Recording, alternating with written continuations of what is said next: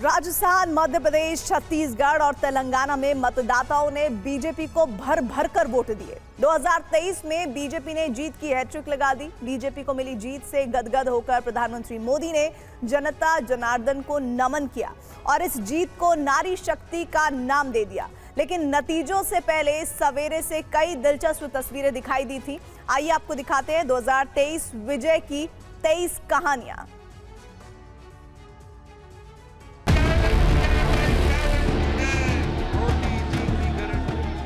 MP, Chhattisgarh और राजस्थान में bumper जीत के बाद बीजेपी मुख्यालय में मोदी का ग्रैंड शो हुआ। लेकिन पीएम मोदी ने अपने विजय भाषण की शुरुआत तेलंगाना से की। आवाज तेलंगाना तक पहुंचनी चाहिए। भारत माता की, भारत माता की।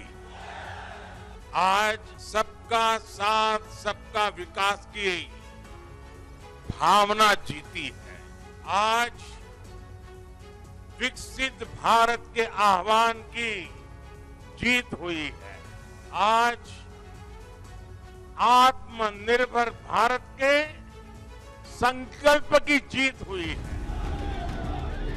पीएम मोदी ने कहा कि इस चुनाव में देश को जातियों में बांटने की कोशिश हुई, लेकिन आज देश के हर वोटर की जीत हुई। देश को जातियों में बांटने की बहुत कोशिशें हुई, लेकिन मैं लगातार कह रहा था कि मेरे लिए देश में 4 जातियां ही सबसे बड़ी जातियां हैं। और जब मैं इन 4 जातियों की बात करता हूं, हमारी नारी शक्ति, हमारी युवा शक्ति, हमारे किसान और हमारे गरीब परिवार,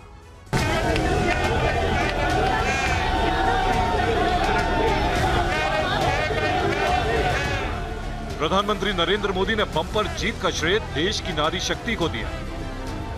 पीएम मोदी ने कहा कि नारी शक्ति बीजेपी की जीत का सुरक्षा कवच बन गई। नारी शक्ति ये ठान कर निकली है कि भाजपा का परचम लहराएगी। और जब देश की नारी शक्ति किसी का सुरक्षा कवच बन जाए, तो कैसी भी ताकत उसे नुकसान नहीं पहुंचा सकती।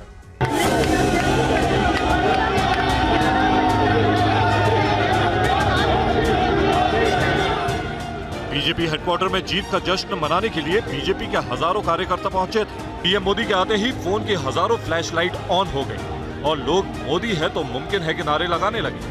बीजेपी हेडक्वार्टर में पीएम मोदी ने इससे आगे का नारा दे दिया।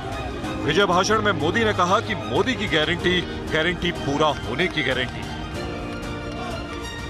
मोदी की गारंटी यानी गारंटी पूरा होने की गारंटी। पीएम मोदी ने 2023 के विजय भाषण में 2024 का भी जिक्र कर दिया। साफ साफ कहा कि 3 राज्यों में 2024 में जीत की हैट्रिक की गारंटी दे दी।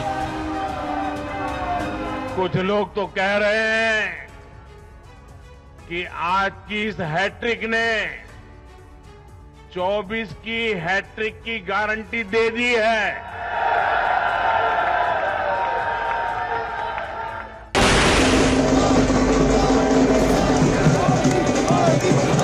राजस्थान, मध्य प्रदेश और छत्तीसगढ़ के नतीजों में बीजेपी के हिंदुत्व की हुंकार से चमत्कार हो गया। लेकिन इस चमत्कार की उम्मीद कांग्रेस को थी। इसीलिए सुबह सुबह कांग्रेस मुख्यालय में जश्न मनाने के लिए समर्थक इकट्ठा होना शुरू हो गए और वक्त से पहले शुरू हो गए कांग्रेस के जश्न में भगवान श्री राम और राम भक्त हनुमान भी शामिल थे। श्री राम और हनुमान की झांकी के साथ सवेरे सवेरे कांग्रेस दफ्तर में ढोल नगाड़े बजना शुरू हो गए थे। लेकिन दोपहर के 12 बजते वहां सन्नाटा पसर गया और यह जश्न बीजेपी मुख्यालय पर शिफ्ट हो गया।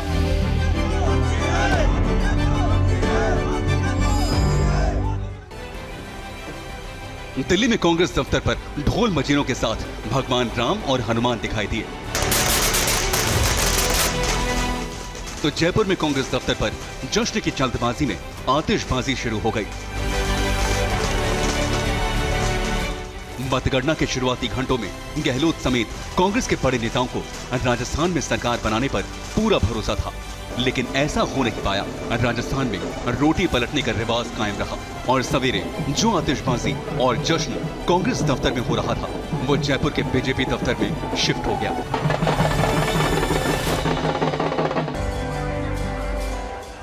सुबह सुबह राजस्थान के शाही परिवार की राजकुमारी दिया कुमारी भी मंदिर में पूजा अर्चना करने पहुंची।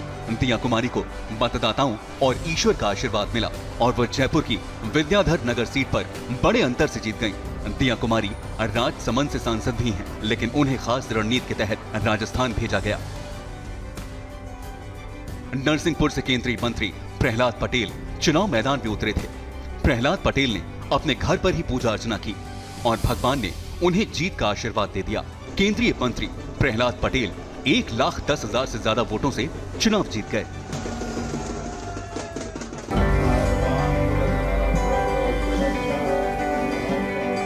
जीत का आशीर्वाद मांगने बीजेपी और कांग्रेस के कई प्रत्याशी और बड़े नेता सवेरे सवेरे उज्जैन में महाकाल के दरबार में पहुंच गए। कैलाश विजयवर्गीय ने महाकाल का अभिषेक करवाया और इंदौर 1 विधानसभा सीट से बम्पर जीत हासिल की। मध्य प्रदेश के गृह मंत्री रहे नरोत्तम मिश्रा भी जीत का आशीर्वाद लेने के लिए सवेरे सवेरे मंदिर पहुंच गए, लेकिन उन्हें जीत का आशीर्वाद नहीं मिल सका। नरोत्तम मिश्रा दतिया से चुनाव हार गए। सरकार बनने का इंडिया। रायपुर में कांग्रेस का मछली वाला टोटका फेल हो गया। लालू प्रसाद यादव नतीजों वाले दिन खास मछलियों वाले टोटका करने के लिए जाने जाते हैं। छत्तीसगढ़ में सरकार रिपीट करने के लिए कांग्रेस के रायपुर मुख्यालय पर खास मछलियां मंगवाई थी। कार्यकर्ताओं के बीच मछलियां और लड्डू बांटे गए, लेकिन ये टोटका काम नहीं आए। जो प्रतीक है सरकार बनने का इंडिया। एमपी में प्रचंड जीत के बाद सीएम शिवराज सिंह चौहान को केंद्रीय मंत्री अश्विनी वैष्णव ने जीत की मिठाई खिलाई। इसके बाद रेल मंत्री अश्विनी वैष्णव जीत का जश्न मना रहे बीजेपी कार्यकर्ताओं के बीच गए और जमकर डांस किया।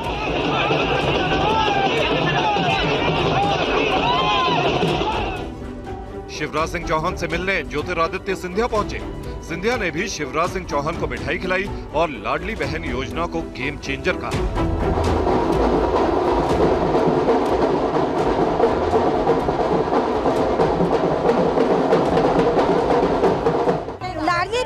बहना योजना इस कदर काम कर गई कि कमलनाथ को चारों खाने चित तो होना पड़ा। सभी बहनें चाहती हैं कि हमारे शिवराज सिंह चौहान भाई साहब फिर से सीएम बने।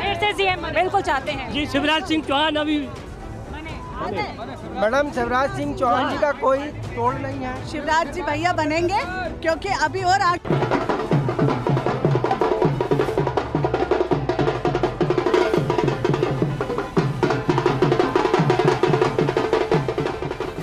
पीएम मोदी और एमपी के सीएम शिवराज सिंह चौहान ने इस जीत का श्रेय महिला शक्ति को दिया, तो जयपुर, रायपुर, भोपाल से लेकर दिल्ली तक महिला बीजेपी कार्यकर्ताओं ने जमकर जश्न मनाया।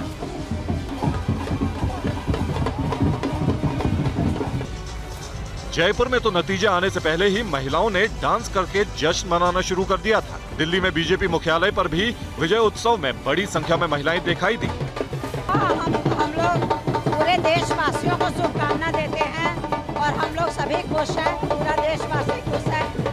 देखिए ये बार बार मोदी, हर बार मोदी।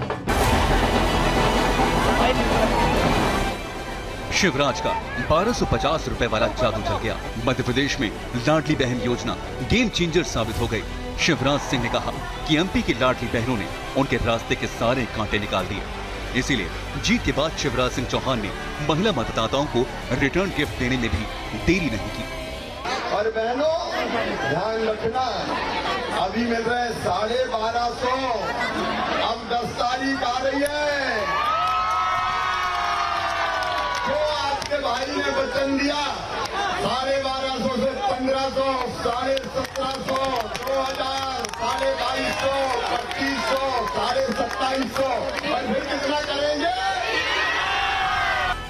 मध्य प्रदेश में लाडली बहन योजना के तहत लाभार्थी महिलाओं को एक साल में 15,000 यानी हर महीने 1250 रुपए मिलते हैं। शिवराज सिंह चौहान ने चुनाव जीतते ही ऐलान कर दिया कि धीरे धीरे लाडली बहनों को दी जाने वाली रकम 3,000 रुपए प्रति महीने तक कर दी जाएगी। तो आप सब मुख्यमंत्री की लाडली बहना है। लाडली बहना है ना, हमारे मुख्यमंत्री जी ने लाडली बहनाओं को पहले 1,000 डाले, फिर 1250 रुपए सावन के महीने में। कितनी बड़ी बात है। आपको लगता है कि जो सरकार बनी है वो लाडली बहनाओं ने ही बनवाई है? लाडली बहनाओं ने एक नहीं लगाते। मध्य प्रदेश में जीत का जश्न और हार का गम उपद्रव में बदल गया। बड़ी मुश्किल से हालात पर काबू पाया जा सका। दरअसल एमपी की शाजापुर विधानसभा सीट पर कांग्रेस प्रत्याशी की बहुत ही कम मतों से हार हुई। इसके बाद कांग्रेस ने फिर से मतगणना कराने की मांग की। ईवीएम के साथ डाक वोटों की दोबारा काउंटिंग। लेकिन रिकाउंटिंग में भी कांग्रेस की हार हुई तो बीजेपी और कांग्रेस कार्यकर्ता के बीच हंगामा शुरू हो गया। इतना उपद्रव हो गया कि पुलिस को आंसू गैस के गोले दागने पड़े।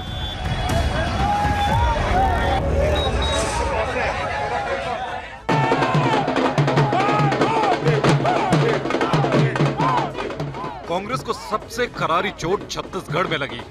भूपेश बघेल वापसी नहीं कर पाए और बीजेपी ने आसानी से पूर्ण बहुमत हासिल कर लिया। छत्तीसगढ़ में भी भारतीय जनता पार्टी ने प्रधानमंत्री नरेंद्र मोदी के चेहरे को सामने रखकर चुनाव लड़ा था और नतीजा सबके सामने।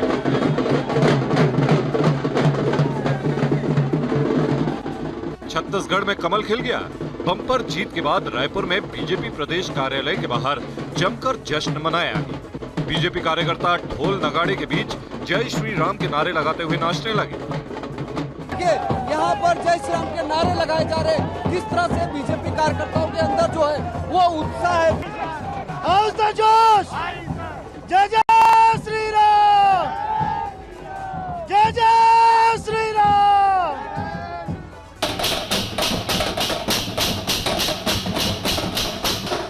राजस्थान, मध्य प्रदेश और छत्तीसगढ़ में कांग्रेस की बड़ी हार हुई, लेकिन तेलंगाना में कांग्रेस ने स्पष्ट बहुमत हासिल कर लिया। नतीजों का ऐलान होने से पहले ही कांग्रेस के हैदराबाद हेडक्वार्टर में लड्डू डांस शुरू हो गया।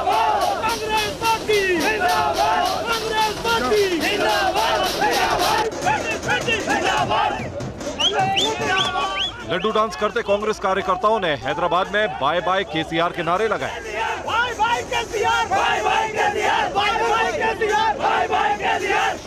तेलंगाना में मिले स्पष्ट बहुमत ने राजस्थान और छत्तीसगढ़ में कांग्रेस को लगी चोट पर मरहम लगाने का काम किया। इसलिए हैदराबाद के कांग्रेस हेडक्वार्टर में एक महीने बाद फिर दिवाली आ गई। कांग्रेस कार्यकर्ताओं ने जमकर आतिशबाजी की।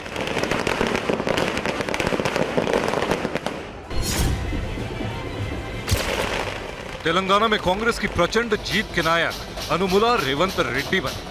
उपचुनावों में अपमानजनक हार के बाद कुछ महीने पहले तक तेलंगाना में कांग्रेस कमजोर नजर आ रही थी, लेकिन तेलंगाना प्रदेश कांग्रेस कमेटी के अध्यक्ष रेवंत रेड्डी ने कमाल कर दिया।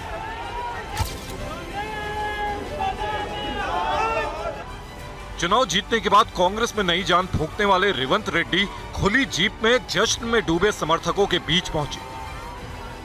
तस्वीर बदलते ही हैदराबाद के डीजीपी रेवंत रेड्डी से मिलने पहुंचे और उन्हें फूलों का बुके भेंट किया।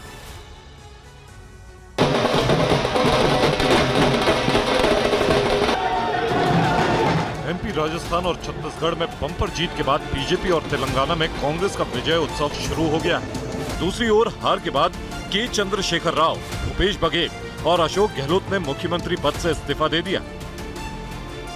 राजस्थान में करीब 11 घंटे चली मतगणना में जैसे ही रुझान स्थिर हुए, गहलोत राज्यपाल कलराज मिश्र के आवास पर पहुंचे और उनको अपना इस्तीफा दे दिया। अशोक गहलोत ने चुनाव परिणामों को अप्रत्याशित बताया।